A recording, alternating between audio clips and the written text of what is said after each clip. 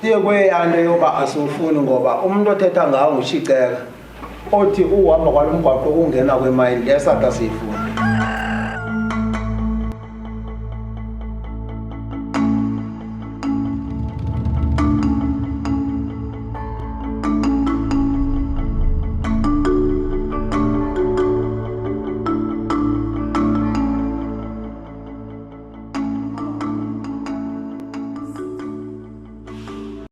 On the 6th of April 2017, Skhumbuzo Makuzoma, the new CEO of the South African National Roads Agency, met the Xolobeni community at the great place of Umgungundlovu to talk about the plan that his predecessor, Mr. Nazi Ali, had to run a freeway through their land on the Ponderland Wild Coast.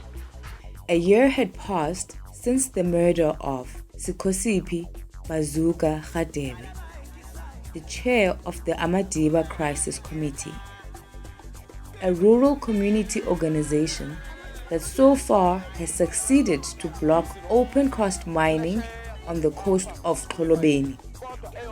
The SANRAL delegation was entering a community that had already chosen a long-term economic development option based on ecotourism and agriculture, and had thus decisively rejected mining as a short-term, unsustainable alternative. They had suffered brutal intimidation by pro-mining interests for having done so. The road to Umgungundlovu passes the homestead where Bazuka lies buried, in the Mdaka village. Mr. Makuzoma finally did what his predecessor, Mr. Nazir Ali, had for 16 years neglected to do, to meet the people who live there.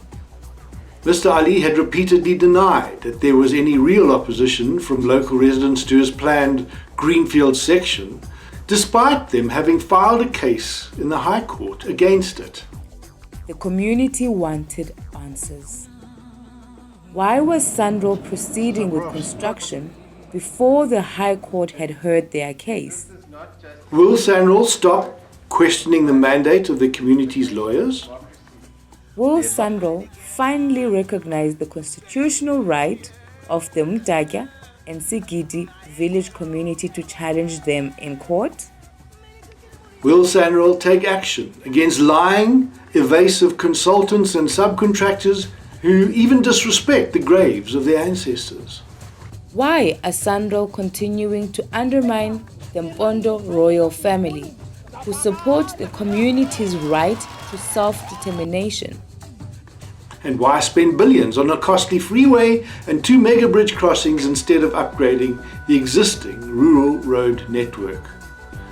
What is the intention behind the routing of the N2 so close to the coast, where the community has been fighting mining plans for over a decade?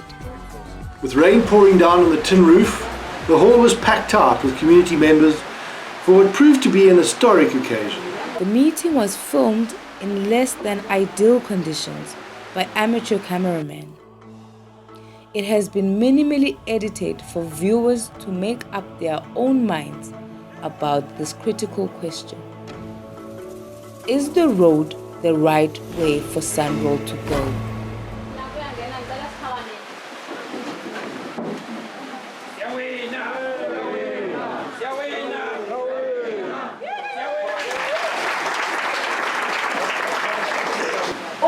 Olandelayo owona usibeke apha namhlanje umba kaSANRAL.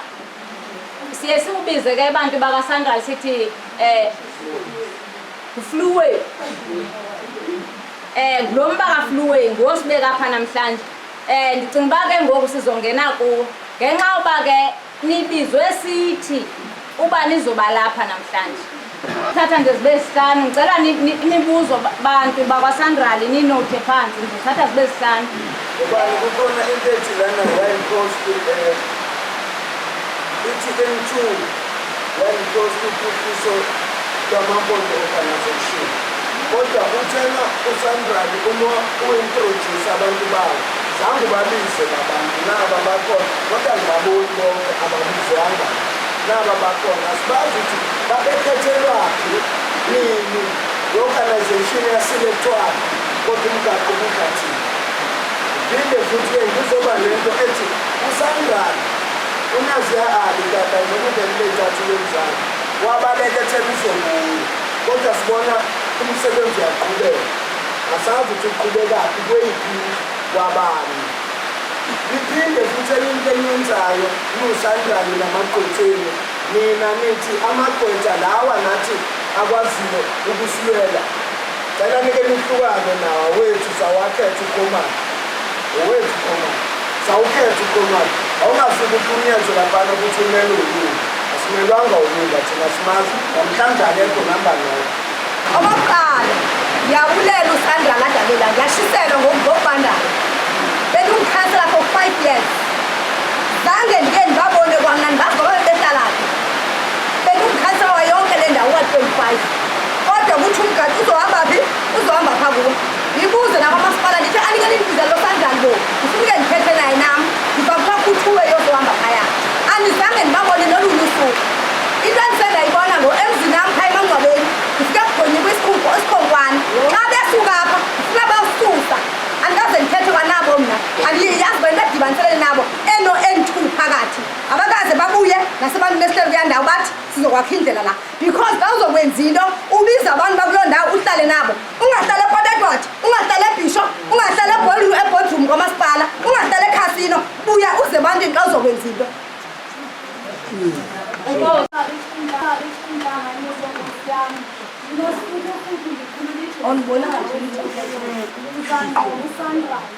uSandral into ayenzayo uthatha insimbi azozifaka emangcwabeni phezu kwamangcwaba abantwana bethu, abazali bethu, okhokho bethu akhange azavumelane nathi. Okwesibili, uphuhliso xa lusiza lubizwa sithi thina mphakathi, hayi ukuthi uphuhliso siluphathiswe nguSandral, siluphathelwe nguSandral. Eze nomgwaqo ngu-M2 athi xa esixelela athi luphuhliso lulinawo luvela phezulu lingaqali ukuthi ezantsi. Kube sithi esixelela uSandral uba uyena uthi urhulumente lo uba sifuna ntoni, ungabi nguye othi uza no-M2. U-M2 wethu wena abantu abakwethu asimdingi kule ndawo esihlala kuyo. Ngoba ndiyivele ithetha unase ngapha uminister we-finance lo seceliwe ngoku nguZuma othe makahambe ukuthi i-meeting kaSandral lolunxeme lonke ukusuka la eMthamvuna wokuphuma ngayo isilandaneyo. I-meeting yakho niyayihleliphi i-meeting? Siyabona ke nama-bridge phaya Sandral futhi nemali eningi. Niyawakha umthelu pha, kuthiwa umthelu pha mandiva ama-ground awu-7 ubude be-bridge. Cela ngiba how much enzospenda kwela bridge. Sinemigwaqo ekhona apha esidinga uba mayenzeke. Enkosi. Sinomama wathi mama uNkosi ngaba kuzina yoba sokufaka umgwaqo la emampondweni yoba sibona sokusetshenzwa kanje umisinsimbi phaya. Ngiyabonga kakhulu ukuthi ningimemile ukuthi ngifike la ngizohlangana nani namuhla. Umsebenzi wami uyangiphoqa ukuthi la ngibizwa khona ngisondele ngizosabela ngoba wonke umsebenzi esiwenzayo siwenzela abantu bakithi. Ngakho ke ngiyathemba ukuthi sizokwazi ukuthi sixoxisane sibone ukuthi ezinye zenkinga eninazo sizozixazulula kanjani. Umbuzo ophathelane ne-N2 Wild Coast uphuhliso lwamampondo organization. Ngaphambi komphakathi wonke bantu bakithi ngizocela ukuchaza ukuthi iSandral azange iqale lo mbutho. iSandral azange ithume abantu ukuthi baqale lo mbutho. Abawuqalile lo mbutho bawuqalile bona ngokwabo beneyinhloso ebebeyibona ukuthi zinesidingo zokuthi baqale umhlangano lowo. So angeke ngikwazi ukuthi ngibaphendulele. I-Constitution yalapha eSouth Africa iyasiphoqelela siwuhulumeni ukuthi sikhulumisane nawo wonke umuntu ofuna ukukhuluma nathi.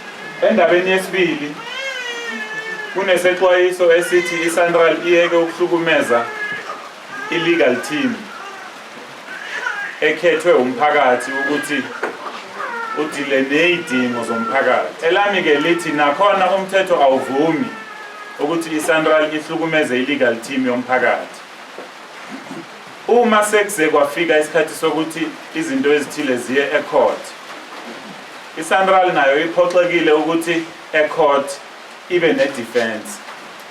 Uma ngabe ke kukhona abantu abahamba baye e-court bethi beyobophisa thina e-court, nathi awethu amaloya kufanele aye e-court udaba luyodingidwa e-court. Ngakho-ke ngiyacabanga ukuthi okwenzakala e-court asikeyekeleni ama-court ngoba nami angikwazi ukuthi ngikhulume ngabo ngoba sekuse-court. Uma kungaphandle kwe-court singakwazi ukuthi sixoxisane ngey'ndaba ngoba azingeni ngaphakathi kwe-court. Umthetho wase-South Africa usho njalo. Ngakho-ke i-SANRAL ayinayo i-instruction ephuma kungqongqoshe noma ephuma kubani ethi hambani niyohlukumeza abantu be-legal team erepresenta umphakathi wasePolobeni. Ngizocela nje ukuthi ngiyicacise leyo ngoba i-team yami ilana ayinayo leyo instruction leyo. Uma ngabe kune-evidence baba yokuthi thina bakhona abantu esibaharasayo, ngiyayicela ngizokwazi ukuthi ubani nobani ngizobabiza bazongichazela ngoba i-instruction azange iphume kimi. Ukhona ubaba ongiphethe nami la, nami ngilana ngiphethe ubaba webhodi othunyelwe osihlalo webhodi ukhona naye la.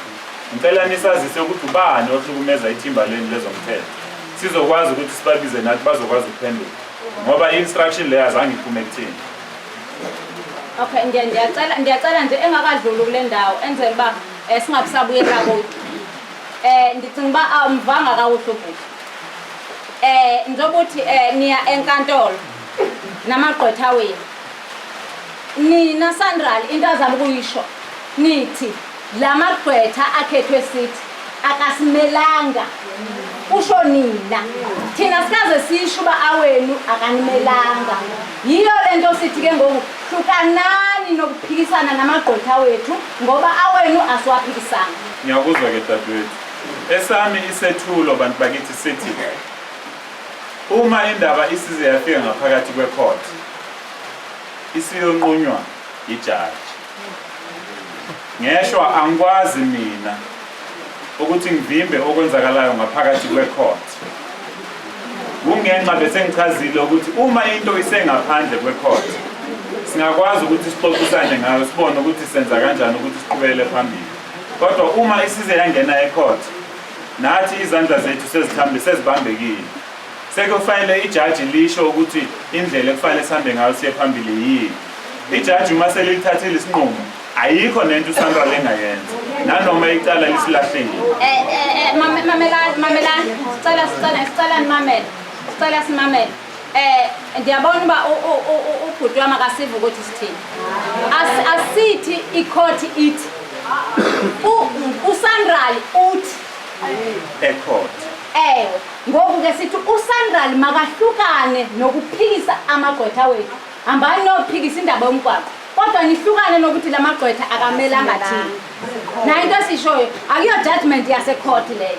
Yinto enizama ukuphikisa ngayo i-court nina noSANRAL. Okay. Ngizocela ukuthi siyenze kanjena-ke. Ngicela ukukuthatha lokho eningitshela khona. Ngubhale phansi. Ngizohamba-ke ngiyokhuluma nabasimele e-court. Ngibadlulisele umlayezo lo enisitshela wona. Ngoba angeke sikwazi ukuthi siyilungise la. Ngoba isingaphambi kwe-court. Kubalulekile ukuthi si-understand ukuthi uma indaba isingaphambi kwe-court nathi siwuSANRAL asikwazi ukukhuluma e-court. Kukhuluma amagqwetha yethu. Kodwa isicelo sami sithi ngicela ukuthatha lo mlayezo eninginika wona. Ngihambe ngiyokhuluma namagqwetha lawa asirepresenta e-court. Ngoba isicelo senu sithi asikhulumeni silwisane ngodaba lomgwaqo. Siyekele ukuloko simosha isikhathi ngendaba yokuthi amaloya kufanele ngabe yadefenda umphakathi imali. Angithi bhuti wami ngisaphinda ngisathi andazi nokuthi isimpondo sethu sithanda ukubanzulu. Sithi ezintweni lo mphakathi uthi ezintweni esesihlukumeze ngayo. Njoba sesiye sabhenela ezinkundleni zomthetho. uSANRAL ubelesele njoba engena apha njoba bogqitya ukushiwo nje usawuyiphendula leyo. Ubelesele ungena apha kulo mphakathi uyagovugovuza. Kodwa ngapha enkantolo uyaphikisa abantwini abathi bamele lo mphakathi. Uthi abawumelanga lo mphakathi bazimele bona. Ngoku ke ngoku iyanixaka ukuthi yini nale ezobanzima uba ke ngoku wena njengomuntu omkhulu pha kwaSANRAL ukutshela aba bakho ngoba namagqwetha aqashwe nguwe ukutshela ukuthi meniyoxoxa musane ukuphikisana nalamagqwetha awayeke naqhube ityala. nina xoxani ityala niye kube nisithi impikiswano yenu phakathi kwamagqwetha nani nawethu abamelanga bakhe akhethwe sithi yiyo le nto nathi sisithi asiwaphikisa wenu musani ke nani uqhubeka niphikisa wenu. Engikucelayo ukuthi ningivumele ngithathe umlayezo wenu. Engikucelayo ngithi ngicela ningivumele ngithathe umlayezo wenu. Ngibuyele nawo emuva sizokwazi ukuthi sibonisane ngalesicelo ngalokho eningitshela khona. Nikhumbule ukuthi uSandra kumina ngena. Njengoba ngishilo ukuthi nami njengoba ngilana ngiphethwe. Kanti ibhodi lami nalo lireporta kuNgqongqoshe weTransport. Ngakho ke anginalo igunya lokuthi ngithathe isinqumo la. Ngithi ithi ngithathe umlayezo eninginika wona. Ngubuyisele eSandral kwabangiphethe nami nethimba le legal department yeSandral ukuthi umphakathi waseXolobeni uthi lizodingidwa udaba kubonwe ukuthi eyiphi indlela le ndaba engaxazululwa ngayo. Esami isicelo ileso. Mina ngumuntu opractical bantu bakithi. Ngeke ngimthembise into la engaziyo ukuthi ayikho emandleni nami ukuthi ngiyenze. Kodwa okukhona okusemandleni nami ngizontshela khona namhlanje ukuthi ngizokwenza. Engeke ngikwazi ukwenza angeke ngimthembise la kulomhlangano. Yingakho nginesicelo sokuthi nginizwile ukuthi ngithini ngicela ke ningipithuka lokuthi ngithathe umlayezo wenu. Ngihambe ngiyokhuluma nabantu abazongisiza ukuthi isinqumo sikwazi ukuthatheka ngale ndaba. Okay, siyamvubhuti kodwa kukhona into eniphazamisayo. Besicinga baxa sibiza uCEO. Sibiza oyena muntu ongenhla. Xa ndisiva uthi naye uphethwe. Into ethetha into bana yonke le nto sizoyithetha apha. Hayi. Ngoba usawufuneke uhambe ureporta kwabangasentla kwakho. Yabona ukuthi nanto le nizama ukusiphazamisa. Ethina yiyo le nto besithi sifuna uCEO singasho noba sifuna ama consultant. Ngoba besithi sifuna umuntu ogqibela esizothetha sazi ba isinqumo esizobe sivumelene ngaso siyavumelana namhlanje. Xa nawe kanti usafuneke uye kwabanye futhi uphinde emva. Kubalekile bantu bami ukuthi bantu bakithi ukuthi sikwazi ukunderstand ukuthi uhulumeni usebenza kanjani. Angeke ngime phambi kwenu ngintshele ukuthi nginamandla engingenawo. So kubalekile ukuthi ningivumele enqumeni engeke ngikwazi ukuthi ngiyithathe ngedwa. Ukuthi ngizithathe izicelo zenu ngizihambise kuNgqongqoshe wezokuthutha. Ngizihambise kwibhodi leSandral. Kanti okusemandleni wami ngikwazi ukuthi ngithathe isinqumo ngakho manje. Okunye naye uMinister weTransport angeke akwazi ukuthi axazulule eyedwa. Indaba eyiphathelane nomhlaba for instance. Kufanele naye aconsulte noMinister obekwe ukuthi aphathe indaba zomhlaba. I-project lena ye-N2 Wild Coast isiranwa at the level kaMongameli.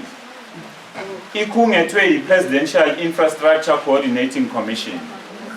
UNgqongqoshe wethu uhleli lapho erepresenta i-Transport Department nathi sonke sisebenza ngaphansi kwakhe. Ngakho ke okunye mhlambe enizokudinga kufanele kukhushulelwe kulelo zinga elidlula uNgqongqoshe wethu. Ngakho ke ngiyacela ukuthi si-understand ukuthi ezinye izinto angeke ngikwazi ukuthi ngizixazulule ngedwa. Kodwa engilibekayo kini ukuthi okukhona engikwaziyo ukuthi ngikwenze nginamandla lawo engiphiwe wona ngizokwenza.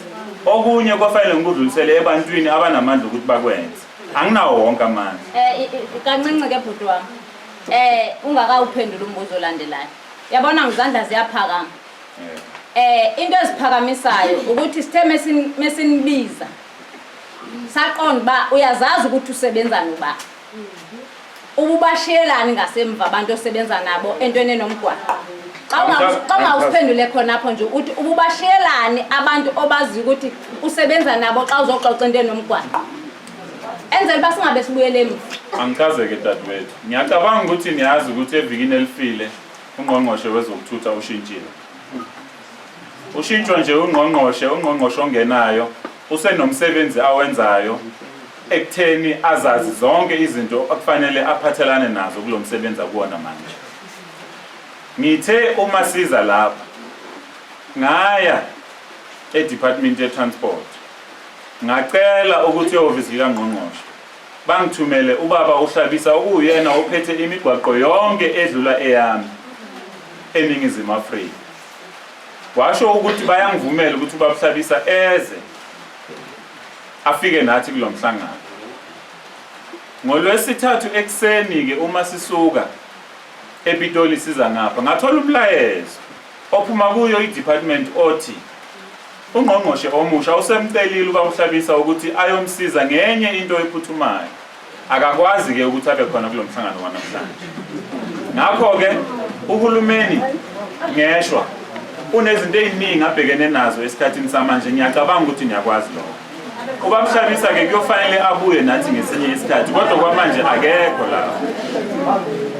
Hayi ke yabonakala ukuthi lento nathi sizoyiphusha noma sesibona ukuthi isifelwa amasondo kahle. Mina tata into engicela kwena yini ukuthi lo mgwaqo wakho lo othuza nawo ungenabe ngeqoqo ukususe nemshini la. Ihambele mhlambe la kuvume khona abantu thina siwufuni. Ayikho futhi into esincokola ngaleyo. Asiwufuni, asinegotiate njengoba sikubizile. Isizomtshela asiwufuni. Asinegotiate la siyatshela asiwufuni. Awusuke la. Uhambele mhlambe la uvume khona olunga nongani. Uhambe hamba kwangani kwakho. Mama ngicela ungisizeke ngoba ubaba ngiyacabanga ukuthi usevele wayivala wayenza lula lento. Uma ethi umphakathi waseXolobeni awusiceli futhi awusibuzi usibizele ukuthi uzozazisa ukuthi project lena awuyifuni. Ngiyacabanga ukuthi umlayezo obalekile loyo okuzofanele nguthathe. Ngiyobikela ungqongqoshe wezokuthutha. Ngiyacabanga ukuthi umlayezo obaleke kakhulu loyo. Uma senisinike lo mlayezo ngiyacabanga ukuthi okunye akusadingi ukuthi kuqoqe. Ngoba senivele nalimisa kwacaca ukuthi lento esize ngayo asikwazi ukuthi sixoxe siye phambili. Anifuni futhi nithi ngihambe ngiyotshela ungqongqoshe umlayezo wethu. Uma kunjalo bantu bakithi sengibhalile phansi. Ngizofika futhi ngilimise licace kungqongqoshe ukuthi umphakathi wakithi uthi mina okwami engithunyelwe ukuthi ngikwenze ukuthi ngizokhulumisana nani mhlambe uma isakhona indlela yokuthi singabonisana ukuthi sizosebenza kanjani. Kodwa uma singakwazi ukuthi sihlale phansi sibonisane kuba nzima kimi ngoba elami igate sengifinyelele kulo. Fanele ngithathe lokho eningitshela khona ngihambe ngiyokubika. Bese nangithatha iseluleko kungqongqoshe ukuthi mase sifike lapha siqhubeka kanjani ukuya phambili. Ngiyathanda abantu bakithi. Ningomunye wenu futhi. Akukho ukuthi silwisane thina sonke. So ngicela nje ukuthatha umlayezo wenu lo nguse kungqongqoshe. Azokwazi ukuthi angeluleke ukuthi mase sifike kule block esikulo senza kanjani ukuqhubeka phambili. Okay. Ngicela nime kanje. Ngicela ke ngicimba okubalekile. Abantu banezizathu ezibangela babathi umgwaqo abawufuni. Ngoba usuvile ukuthi bathi abawufuni. Ngoku ke okulunga ke ungayiphendula imibuzo ngoba icacile umgwaqo awufuneki la. Kodwa mabakunike izizathu. Ewe uvele nje uhlale phansi Uhlala phansi. Yes.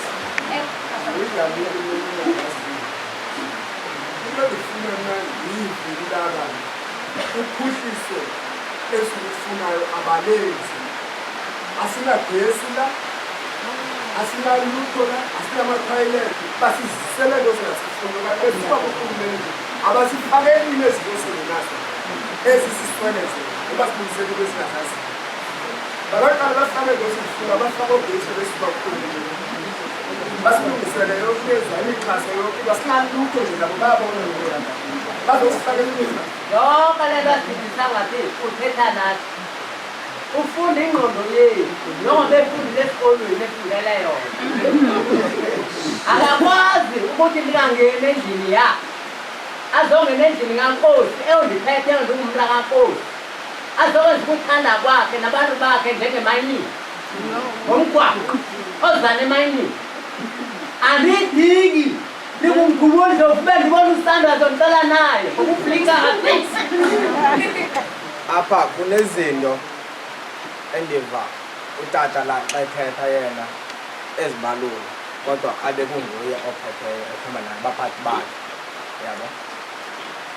ndazi mna ngokunokwami uphuhliso luziswa ebantwini abalufunayo. If sisithi thina la sidinga uphuhliso lomgwaqo, sizawuchaza umgaqo esiwudingayo uba sidinga ophi umgaqo. Apha sinemigaqo inqwaba ayimihlanga njengawo nize ngapha nandihamba nebhamba, yabo. Kodwa xa sisithi kuni sicela nisilungisele imigaqo ninoyenza loo qha yintoni nini okudala uba nifuna ukwenza loo freeway. Kungoba vele njengoba ndigqiza nimbalwa nindaba yonke le ndlu ithatha ilizwe linye ikayifuna umgaqo, kodwa nina niligqiza nyani kunini enile uba mawungena umgaqo. Vele ayi-South Africa enyenziwayo umntu ugqimbela kwesakhe wenza uba makutyebe ikhaya lakhe, akanandaba nomntu umphakathi ukuthi kwenzeka ntoni emphakathini, yabo. So khona imishini ekhona ngapho kuyakhiwa kodwa kusaqhutyekwa la kuyaxoxa. Ungenza kanjani nokungakavumi emphakathini? Lo mntu okuphetheyo yena siye kuba vele bashintshwe zonke ezo ngisazimamela ezaziphethwayo, yabo. Yonke laa niyenzeka phaa phezulu iyenzeka kodwa kuyaqhubeka apha ezantsi kuyakhiwa. Kutheni thina yonke into sithathela izinqumo kwabantu abaphezulu kungaqala ukubuye kuziwe kuthi ezantsi? Akuvuthi abantu abafundileyo kuphaa kuni kuphela. Noba singafunda siphelele ezantsi kodwa siyaziva into ezenzekayo futhi siyahlala kule ndawo uba njengoba singamampondo asiyivumi, singacingi size siyivume kusenziwa ngale ndlela kwenziwa ngayo. Thina masiziselwe into efunwa sithi kuleyo thi ndawo, ngoba lo mgaqo wenu kukhona nabantu abaphethe imayini kuwona lo mgaqo wenu kulo Sanral. Abantu abazofuna imayini la nani nakho nizosimela isicefe somgaqo futhi yonke le niyahambisana, yayikona. Endifuna ukumphathisa lona phansi koba sithi asimdingi Sandra thina singamampoka. Xa ufuna into ezawusebenza phakathi kwamampoka uhlala nawo phansi ngexesha lokuqala usafuna into. Yebo. Awuqali ngokuyiqhuba kanti usayifuna. Oyiqhubayo emampondweni ngosoyithoba. So ufeyileke kude ngomgwaqo wakho ukuba sithi asisawufuni. Awuqalanga uqale labo phala uqale khona emntwini oyimpoka. Ngento oyifuna emhlabeni wakho. Thina sawuze siyohlala kuwe ngoba sitheni. Botata uSandra, nibona ngathi sinje sihlazaka siphekwanga. Botata kunjenje singathi asisanimameli ngoba nangoku nize ngoba nibiziwe. Nihlala emadolophini ube umgwaqo uhamba phe emasimini ethu nasemangcwabeni ethu nasemakhayeni ethu. Andinokubuza ngoba seninenhlanganiso eniziqhubayo. Bukhona obunye ubuso apha nihlale nabo meeting kwezindawo nihlala kuzo abukho. Le nkosi isayinayo ithi umgwaqo iyawufuna sinenkosi apha sisizwe sayo esi asiphelelanga ngenxa yemozulu. Babona abantu indlela ihamba kubo aba nihlala kubo leko Bizana nako Port Edward abachaphazeleki. Yilento ke namhlanje sithi indlela yenu asiyifuni ngoba kaloku kudala niqhuba ngayo emadolophini ningazi ukuthi thina izosichukumisa niyabhala. Okwesibini ingaba uSandra ngoba akuyondlela yakuqala la yakhayo. uSandra lo xa izokwakha indlela uvela fika endaweni apha emhlabeni wamakhosi okanye emhlabeni ohlela abantu avela fika azenzele. Noma kufanele uSandra xa ifika makafuna ukuva xa ndifuna ukwenza iproject apha kufanele ndiye kubani eqaleni.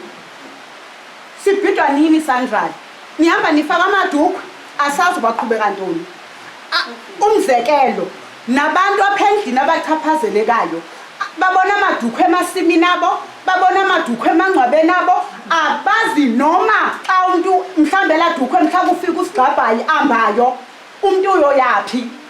Ukuba ke Sandra nanifuna ukusebenzisana nathi ngenaqana hlala phansi nasivula lapha ezingqondweni nathi kube mhlophe njengani njoba kuni kusini umhlophe. Ke ngoku siyefa ke nithetha ngohulumeni. Thina kanti sibalelwa ngaphi apha kuhulumeni ngoba kaloku nami nandizazi bathi bandivota usuku nosuku ngohulumeni mina ngokwami. Mina xa nithetha ngohulumeni nihamba nisenze into nithi ngohulumeni phambi nithina nisibalela ngaphi? Siyavota yonke iminyaka. Thina nithini ngathi? Nezinhlanganiso ke ngumthetho ukuba mazibanjwe ngoMashi. Mina nincedile kwangoningezanga bendisoyika. Uyazi kunyaka ophela ngo2015 2016 kwakukhona inhlanganiso basibizwe kuye kaSandra le Flagstaff. yayinge-22 kaMashi eyonhlanganiso. Le sathi zange siye-ke thina ngelisho kuba sathi akho nto isidinga le umgwaqo uzohamba la umuntu ofuna thina uSandra uzoza kuthi la sihleli kulilungelo lotho ngomasihlalo Sandra leze kuthi kodwa into endoyikisileyo xa kusenisithi niyeza futhi nge-20 that ngoba kaloku ngeya date yonyaka ophela kaMashi nge-22 kaMashi yiyona date sasibizelwe ngayo sathi uba singayi wadudula usihlalo wethu. Dangazi noma ke ngokuSandra yena apha ekududulweni kwaBhazuka Radebe akazi ngoba kaloku ngale mini sasibizwe ngayo sasifana uba siphume ngayo okanye sasodudulwa sonke endleleni. Ndime uSandra kulo nyaka nge-23 kaMashi uyes thatha imali uSandra le Mashi ubeke lingabe ungumgomo ukuthi izane ebantwini xa ngoMashi kona ndoyika ndalala ndiguqe ngamadolo ndiyanoyika. Ndizothatha ezilandelayo. Bantu bakwaSandra niyazivela umonakalo eseniwenzile ngenikwazi uwulungisa. Okokuqala nifike nachitha ubukhosi bamaMpondo. Yenze nguSandra lona nibuqale phezulu ebukumkanini nabuqhwiza nabubeka ecaleni. Okwesibini nazongena emakhosini ezo zinto ngeke nisakwazi ukuzilungisa. Okwesithathu nigela abantu bezalana nikhombisa ukungabahlonipha abantu. Inhlonipho yona nto ningenayo njengoba nisithi ngurhulumente andazi ngurhulumente weliphiliso ngoba uma beningurhulumente walapha eMzantsi Afrika ngani sihloniphile neza kuthi ndiyeva nanga nangoku amaphepha ungoma uthola umuntu kuthiwa nguGreg apha kuni ukhona othi apha ephepheni ezi zikhonkwane nihambe nizifaka apha emangcwabeni wethu siyazazi zafakwa ake nikhomba bemnye umuntu apha enithi nanisebenza naye xa ufaka isikhonkwane ake nisincedise namhlanje ake nimkhombe enithi nanisebenza naye kulo mphakathi ngoba kaloku thina singabantu abangenangqondo abaphikisa into abangayaziyo. Yiyo le nto sithi ake nimkhombe kwaba bantu okanye nisinike nithi nanku umuntu esasisebenza naye ngoba izikhonkwane silala thina ulale namhlanje kusekuseni kukhona isikhonkwane kwapha osibonanga akubi okunyembisayo alihloniphi ngisho abantu abaleleyo abafileyo. Uyobona mhla uyothetha nabantu bakona bakuhleli nje kanti kunenyanga ongayibhataliyo eseyishayelela isikhonkwane emangcwabeni kwakho. Ezo zikhonkwane zonke zezeni bantu bakwaSandra. Ugqibe okugqibela into eniyenzileyo njoba sisithi siyaxoxa niyasebenza nini. Le nkosi lesixoxa ngayo le inisayineleyo le kuthiwa ngulunga. Simfuna wayena la. Le nithi nina akukho nto singayenza. Oyena muntu ozokwenza izinto ngulunga. Enkosi nifuna ungitshela ngonisela. Eze baniphume nicacele. Uba yinkosi yaseAustralia. Yebo. Asinayo pha kwaMadiba inkosi yemayi. Asinayo apha eMampondweni inkosi engulunga. Hambani ke niqhubeke niyophikisa ecourt niphinde nithi sizomelwa inkosi yaseAustralia. Ndiyaninikela gunya. Ulunga akayonkosi yalapha. Uba beyinkosi yalapha ngabulapha namhlanje. Njoba nisithi nina ulunga uyinkosi yalapha nguye umuntu onelungelo lokuthatha isigqibo nimshiyele nipho ngasemva. Nangezi naye apha phakathi wethu. Yiyo ke le nto sisithi imisebenzi yenu ngeke nisakwazi umonakalo eseniwenzile phakathi wethu ukulungisa. Thathani izikhonkwane zenu niyozibeka kwenye indawo asizidingi la. Abantu bezelana namhlanje bazokhala kaloku kunyanisweni kahle kahle ayikho kwayindoda noma jikeleza ubushushu elizwe ayikho indoda engathi idlwengile uthi mhlawumbe uyothetha ityala ixakekile mali yothetha mna naye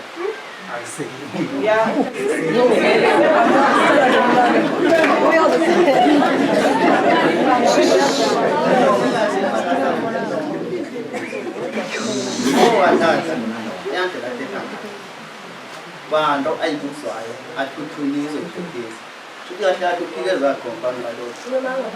Umuntu kalo meyonile efika ityali yakhuleka ubuye wami bathi.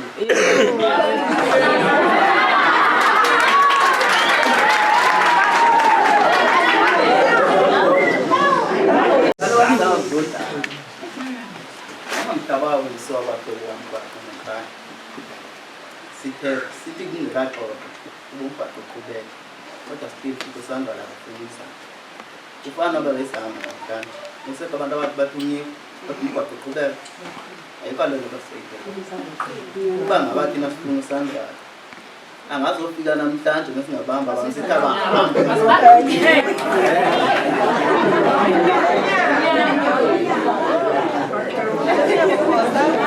Thina bese sibizo ukugcina. Ngoku ke iyasiphazamisa futhi njobe sisho. Asikwazi kaloku siyaxoxa nga uyasebenza. Ngoku njengoba besisho becacisa bethi kuyabonakala ukuthi umgwaqo wakho nemayini yinhle. Zihamba ndawonye. Umfazi nendoda kuyabonakala ngozehlukanisa. Ngoba uba ubungazehlukanisa yini ebangela ubana ngoku nisebenze nabantu bemayini? Yini ebangela uba nizogudla apha kudle khona imayini kanti lo mgwaqo onanto emayini? Ngoba nemayini phayifake khona isicelo sayo isho ithi izawumayina kusolunga lo mgwaqo. Ngoba uyabonakala uba nina niyayihambela phambili. Yiyo ke ngoku le nto isishushisa umgwaqo wenu asudinganga. Niyobaxelela nabantu baxelela bangabiseza awuhambe kuthi uye kude. Igama lam ngicacise bo. Qha nje mina nizonika nje iziyalo lapha kona vele sokucela ukuba nisile. Qha ndifuna nixasele niyiphindisa lento. Niyeke ufeni ibe ngenye indlela. Yayibona senifa kwabantu bamhlophe. Njengoba ngoku nisiva abantu bethetha ngohlobo athetha ngalo.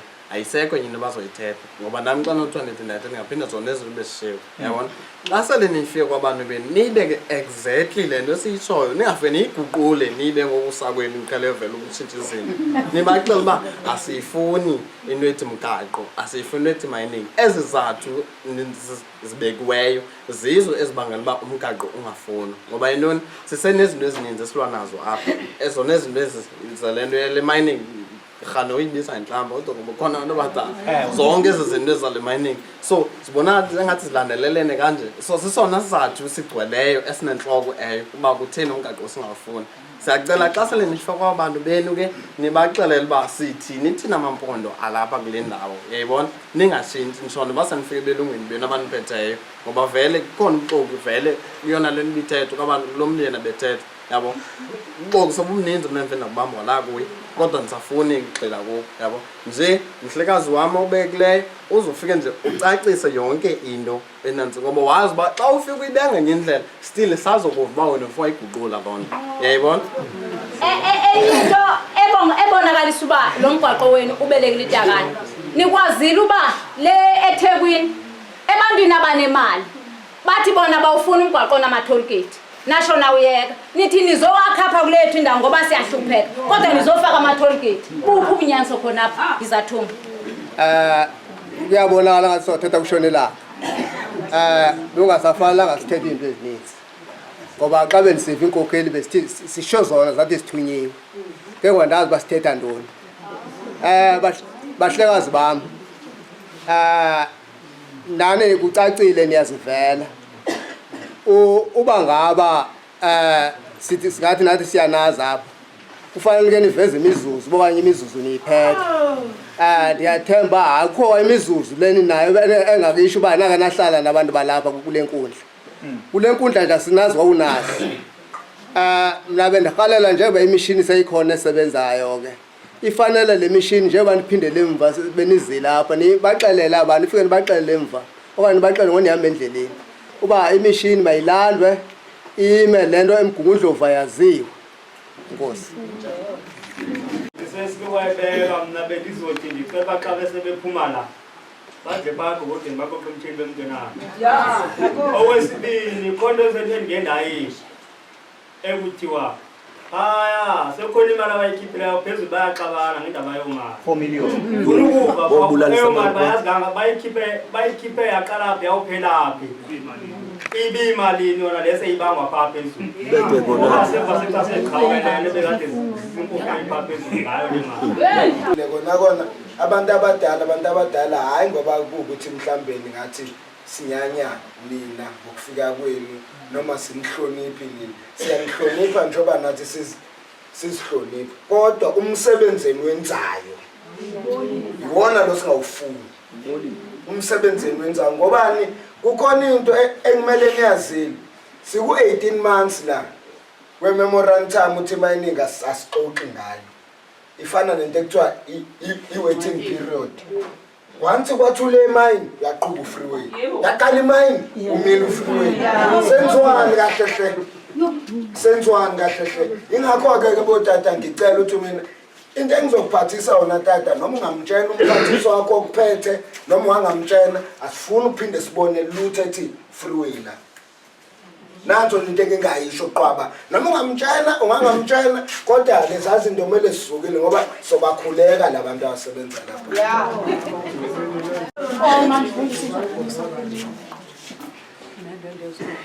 Nkosi yami ngoba uSandra ngicinga uba mna ufile uyazazi bebezongena ngicacele into yakhe.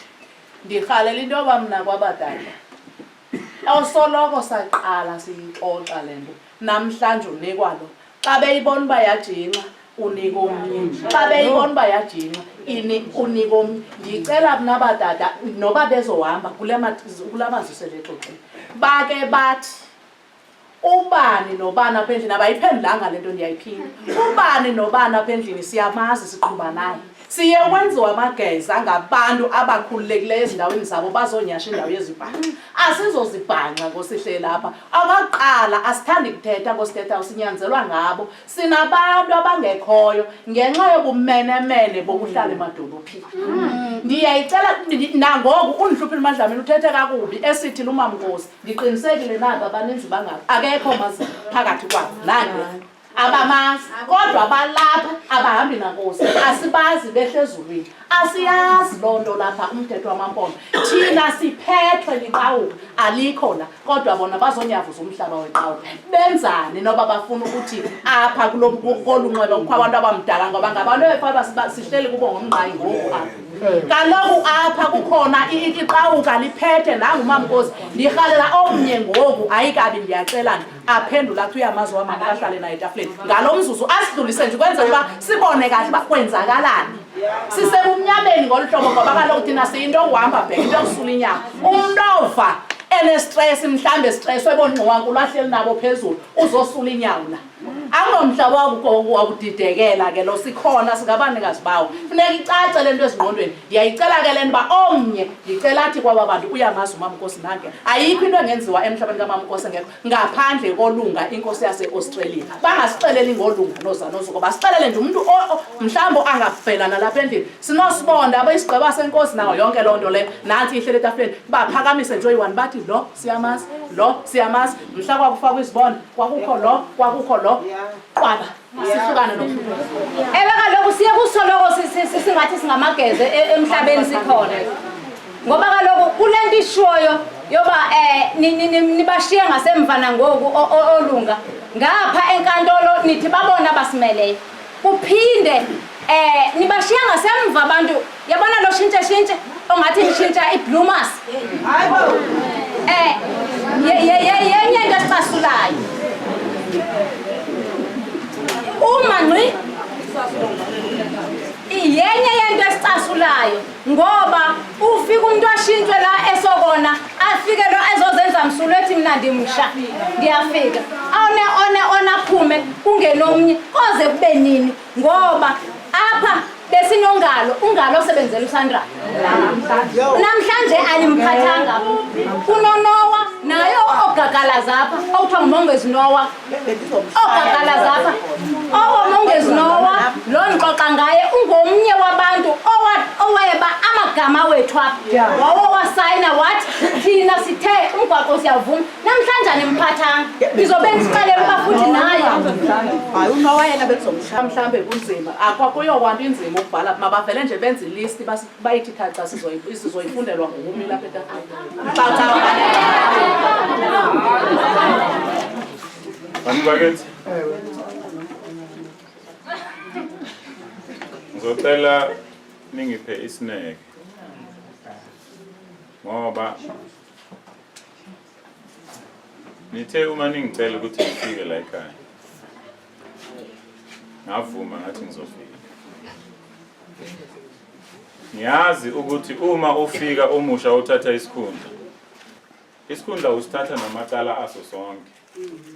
Angikwazi ukuthi ngime la bese ngiblame uNaziri ngithi indaba zikaNaziri leza ngizazi. Nanoma bengingekho ngithatha iresponsibility yokuthi yimina ophethe iSANRAL manje. Kufanele izinkinga eninazo ngeSANRAL vele nithwe semahlombana. Ngiyakuzwisisa ukuthi ngendlela enikhuluma ngayo ninokucaphuka okukhulu ngezinto ezenzekile emphakathini wenu. Mhlambe kwenye indlela iSANRAL ayihambanga kahle, mhlambe kwenye indlela iSANRAL ayikhulumanga kahle. Izinto bantu bakithi zimoshwa abantu ziphinde zilungiswe abantu. Okubalekile nje ukuthi siyafuna yini ukuzilungisa noma cha. Ningazisile ke kwacaca ukuthi anifuni ukuthi siloko sixoxa le ndaba. Esenisinqumo senisithathile. Ngakho ke okwami ngikucelayo ukuthi ningiphe ithuba lokuthi ngihambe ngiyobika umlayezo lona enusho. Ngoba angifuni ukuthi ngiloko ngiphendula mhlambe ezinye zezinto eningitshela zona ngoba ezinye ngiyazazi ezinye ngizazi. Mina ngiqashwe umnyango wezokuthutha eDepartment of Transport. Umsebenzi wami ukuthi ngakhe futhi ngimaintain imigwaqo kaNational. uDepartment we-Mining uhlukile kuDepartment kaTransport. Ngakho ke mina engiqashelwe kona akungeni nakancane endabeni zamamayini. Kodwa ngiya-understanda ukuthi ngendlela eniyibuka ngayo ngoba lama project asondelene kungenzeka ukuthi kunobudlelwano mhlawumbe obukhona. Asibazi ke thina lobo budlelwano siuSANRAL ngoba sireporta kuNgqongqoshe weTransport. Balekile bantu bakithi ukuthi ningiphe ithuba nami ngibeke ngendlela engicela ukubeka ngayo.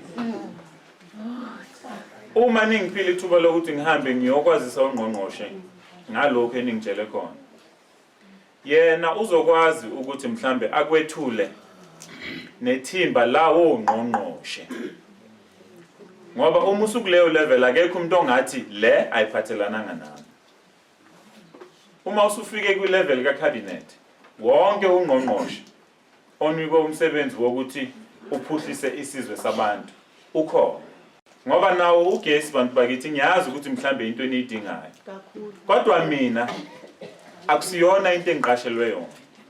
Engingakwenza nje mina ukuthi ngithathe umlayezo ngihambe ngiyodlulisa ngithi abantu bathi uma nifuna ukubasiza ngempela napho abadingayo. Lokho eniza ngako mhlambe kuzobasiza kodwa akuyona into abayidinga kwamanje. Okwamanje okubalekile yilokho. Uyabona nendaba yemigwaqo efika lapha ekhaya. Nami ngiyibonile ngoba ngize ngayo namhlanje. Okubalekile thina esingakwenza ukuthi sihambe siyokhuluma neprovince. Sibonisana ukuthi iprovince singayisiza kanjani ukuthi mhlambe inhlelo zayo zikwazi ukuthi zihambe ngokusheshsha. uSANRAL akavumelekile ukuthi adevelop ama-provincial roads. Yimigwaqo kaprovince.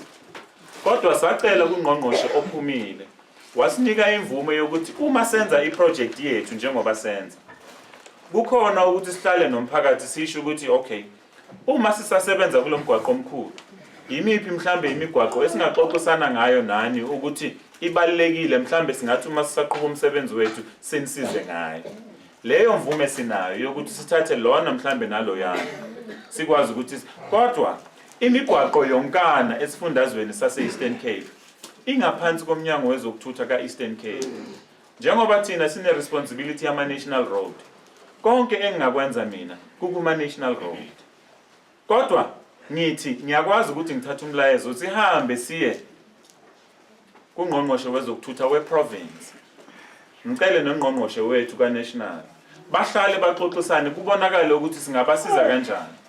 Ngikhuluma nje bantu bakithi miningi imigwaqo ka-province esisiza ngayo i-province ukuthi iwudevelop, ngoba thina sinawo amakhono, sinamanjiniyela amaningi adlula amanjiniyela u-province anawo.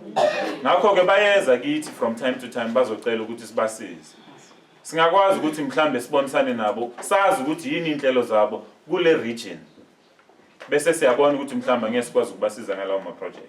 So bengithi ngilimise lokho ukuthi ezinye inkinga zenu siyazizwa nathi, kodwa ngendlela esa-create-wa ngayo ukhona umgomo usibekelwe wona ukuthi lokhu yiloko okufanele nikwenze, hayi okunye. Bengithi ngiqale lapho. Okwesibili, ngiya-understanda ngendlela enicaphuke ngayo ukuthi imimoya ihamba phezulu. Kubalulekile ukuthi njengoba sifikile sathi sizokhulumisana nani, nisishaye ngoswazi. Ngicela ukuthi kube uswazi-ke bantu bakithi, ningasibulali. Ngoba umsebenzi kusafanele uqhubeke.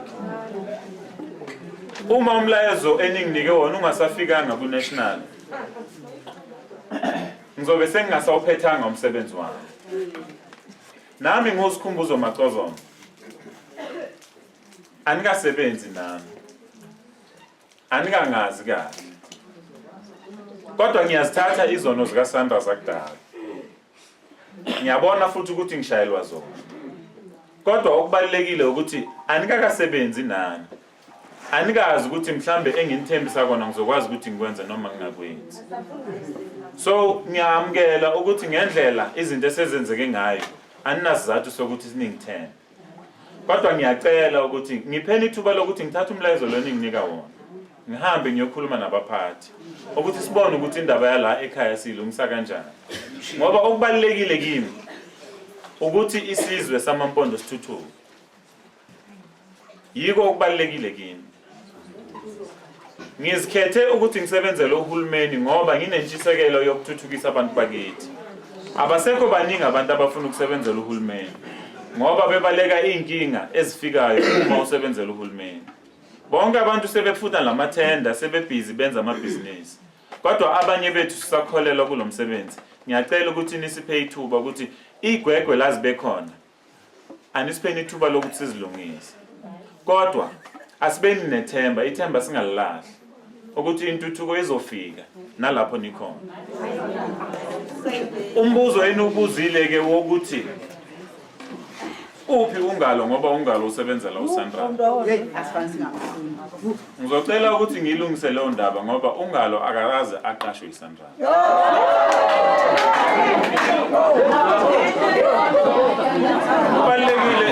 Kubalulekile ukuthi sichaze.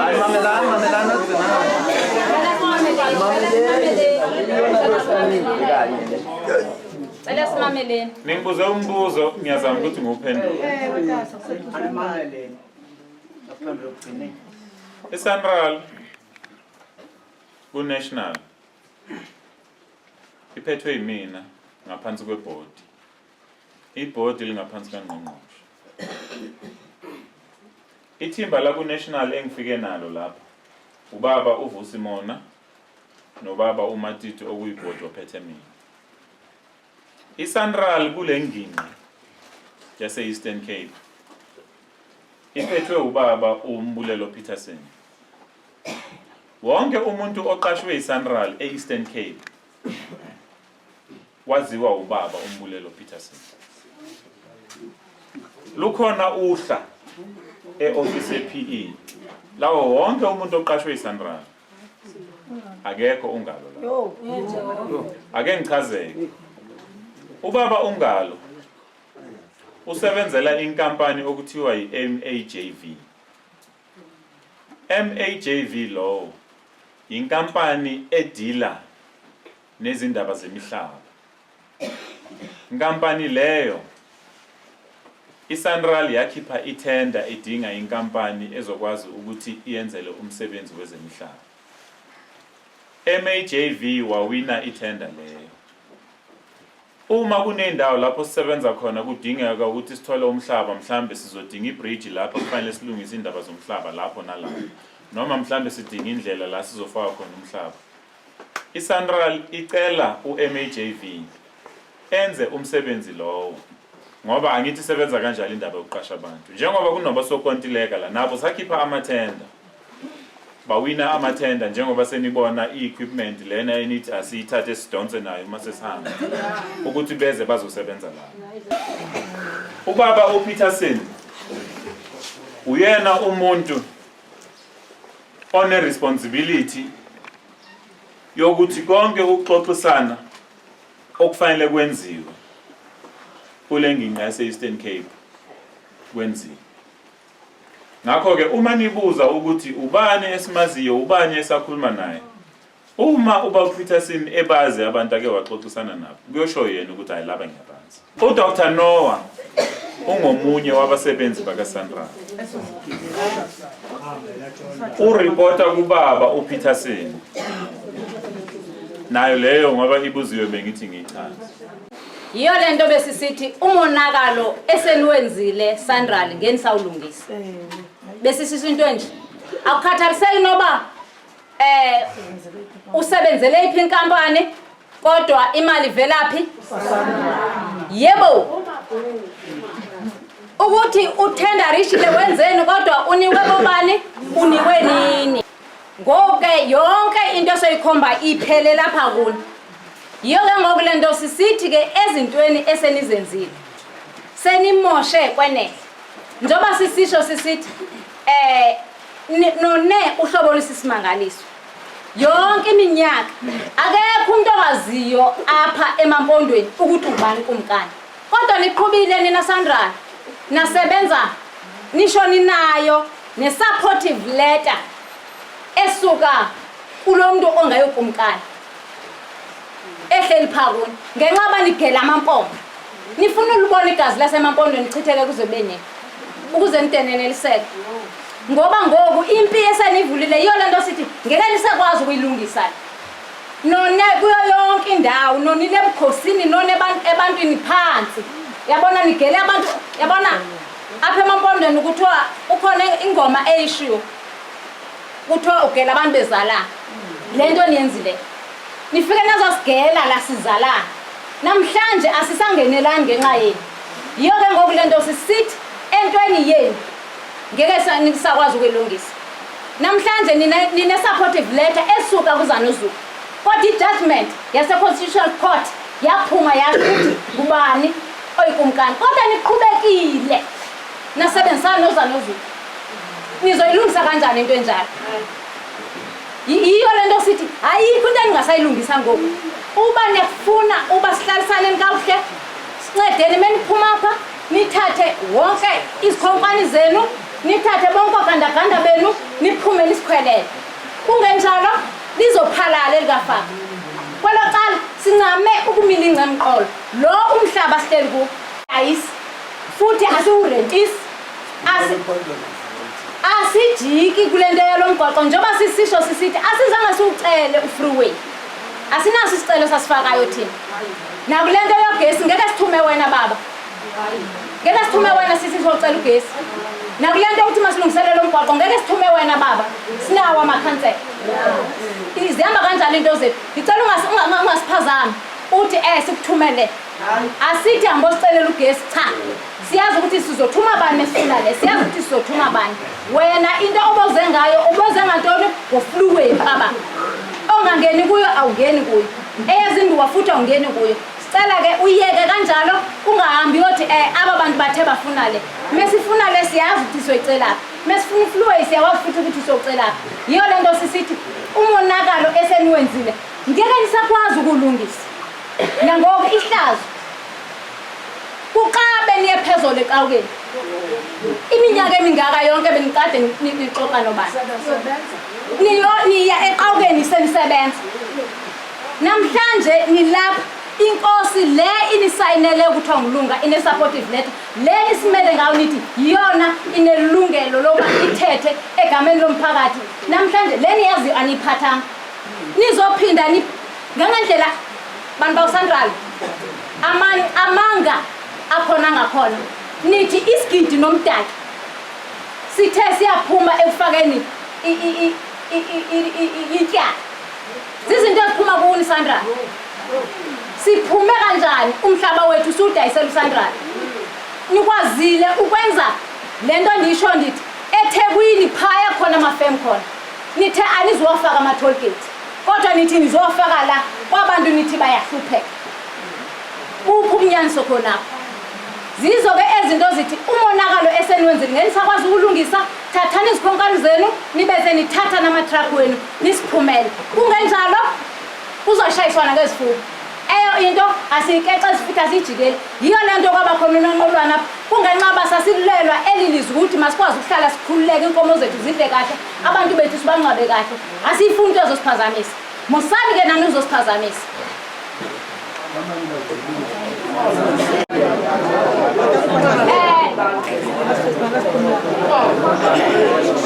Ngizocela ungabusasithathi izandla.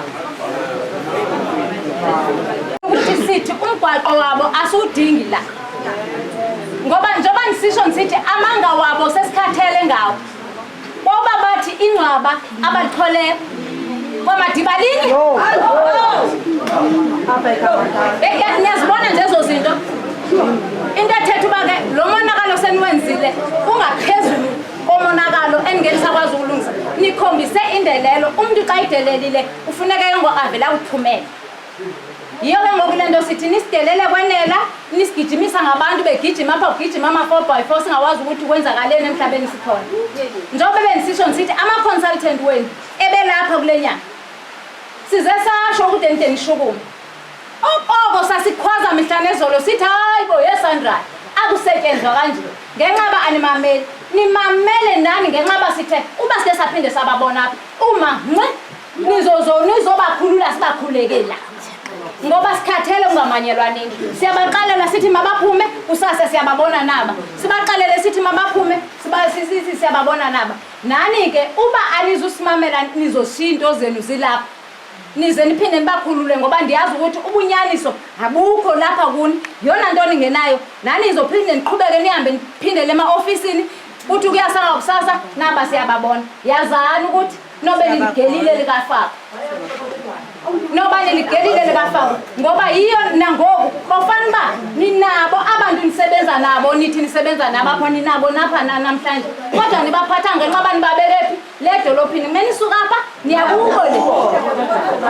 Ngamaqhinga avele enziwayo. Kodwa sifuna unithembisa into enye. Ayikho impunga ayihlathi. Noba ningawenza amaqhinga wenu eniwenzayo ekusalayo sihleli la asiyindawo futhi asijike. Azophinde azowala. Umgwaqo nisazowakha la nizokwenza lento siyifunayo. Xa sisithi umgwaqo asiwufuni njengoba sisisho sithi asasike sisifake isicelo. Ubukhona umuntu okafaka isicelo apha endlini bafana akaphakamisa. Athi ndikhona mina ndasifaka isicelo sika freeway. Njengoba sisisho sithi uphuhliso njengoba nisithi ngabantu bakahulumende. Uthi uhulumende wase-South Africa uphuhliso lusukaphi phansi. Suke ebantwini. Luthelo lwenu sicingelwa nini uba sihluphekile. Akekho umuntu ongasuka le nani bantu bakwaSandra. Nizocingela uba aba bantu bafanele ngifluwe. Sitheni thina ngoba ingqondo yethu ayisebenzi. Sifanele ngifluwe endweni zonke. Enibona zisifanele. Yiyo ke lento sithi musani ukusicingela sinayo ingqondo sinazo inhliziyo zozicingela. Mhla sinento esiyifuna kuNsandra soyicela. Hambani nigoduke namhlanje sicela nganto kuni. Nomgwaqo wenu awususeni la izikhonkwane zenu asifuna ukuzibona. Sikhohlwa ukulima abantu bakwaSandra. Hey ihlazo manje. Ihlazo ngifuna unixelela mina. Ihlazo sikhohlwa ukulima uthi mojikela isikhuba. Nase sikhonkwane silapha entsimini. Sifakwe ngubani? Awusazi. Uthi uthuthi emangcwabeni uguqe isikhonkwane nasi isikhonkwane. Niyazibona nje ezo zinto. Zezinto ke sithi ngeke nisazilungisa. Hambani nazo nisincede nikhawuleze nibuye nizothatha izikhonkwane zenu nizikhuphe ziphume apha kwethu indaba. Niyofaka u-N2 ebantwini abafuna u-N2. Thina siucelanga u-N2. Eyo nje ngicela nihambe nobaxelela abaphathiswa ukuthi u-N2 asiwucelanga futhi asiwudingi asiwufuni. Apha siyaziphilisa akho nto isihluphayo musani kuzosinyombela. Yazi umuntu uma umnyomvela ukudla yaphalaza. Nifuna ude siphalaze. i-vegetarian idliswa inyama. Musani ke usihlupha abantu bakaSandra lambani noxelela izikhulu zenu basithi mabathathe umgoqo wabo bayawubeka ebantwini abawucelile asucelanga thina apha eMgungundlovu apha eMgungundlovu asucelanga ebantwini abawucelile ngoba yazi nje enye into engicunukisayo ezintweni zonke kukhona ngisho i-attendance register ekhona eyabantu abasayinela umgwaqo abo bantu bonke ngenxaba nina into eniyenzayo xa nisenza ezimbizo zenu nigijima phaa kwaba abantu nibazi ukuthi akuzuba khona umgwaqo khona bonke abo bantu basayine phansi bathi umgwaqo bayawufuna kodwa bawufuna phi bawufuna la kuthi kungani befuna ukuthi kanti umgwaqo ubalekile nje kungani bengabhali phansi bathi umgwaqo bawufuna kubo hambani ke nithathe attendance register iphayema office enkulu nihambe nobheka abantu niyobakhela umgwaqo kubo hayi la kuthi yona nto siniphathisayo namhlanje ukuthi nje nisishiye ngokuthula apha kwaMadiba igazi selichithekele lingaphezulu kokwenza kodwa liyasoyikisa ke elinizizela nalo ngoba kaloku njengoba nisisho nisithi ubukhosi balapha ubukumkani nibunguhanisa ngenhloko ngapha iconsulta ikumkani okuthiwa nguZanozulu ngapha ngumama Masobusi bumeneme nibantwana nibenzayo ubumeneme sikhathele babo sicela nisiyeke ke ngoku sihlale ngokuthula emampondweni oka besive sihleli ngokuthula ningakafiki bokhona ukuthula ingakafiki imini bokhona ukuthula ingakafiki uSandra bokhona ukuthula ake nisibuyisele ke ngoku ukuthula kwethu yona nto sicelayo ngoku shiyeni ngomsana othando nithathe izikhonkwane zenu nihambe nigoduke niyoxelela uminister lo nithi nguyena yena amkhulu kunani uba sithi umgwaqo wakhe ayingowethu ngowakhe musani ke ukuthi siyahlupheka ube besihlupheka ngasi siya emizini yenu siyonkinqa asikaze siyonkinqa emizini yenu ngenxa basihlupheki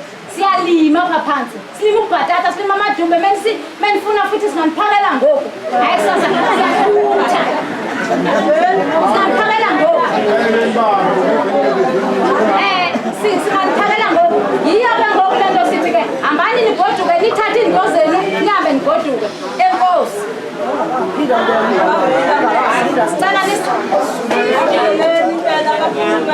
Sicela abantu bakwaSandra basishiye basivile basithini